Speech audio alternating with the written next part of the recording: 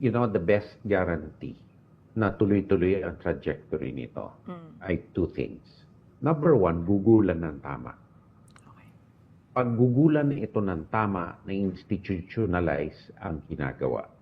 Secondly, dapat wag natin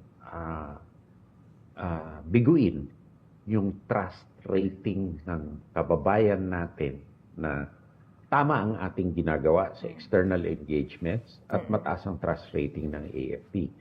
So, at 86% agreeing with our position on the West Philippine Sea, nagiging mahirap sa kahit sino man nagbabalak na mamuno nitong bansa na to na kontrahin yan.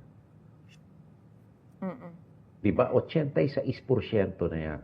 At salamat din, at ito ay hindi lang due sa actions of the DND. Kung hindi, nakikita na ng ating kababayan kung ano ang tunay na ugali ng People's Republic of China. Right. Litaw na sinusubukan nilang bilhin ang Pilipino sa mga hand-me-downs, etc. Pero inaagaw naman ng soberanya mo at pinapahiya ka naman sa ibang bagay. Yeah. At nanlilid lang naman talaga sila. Yeah.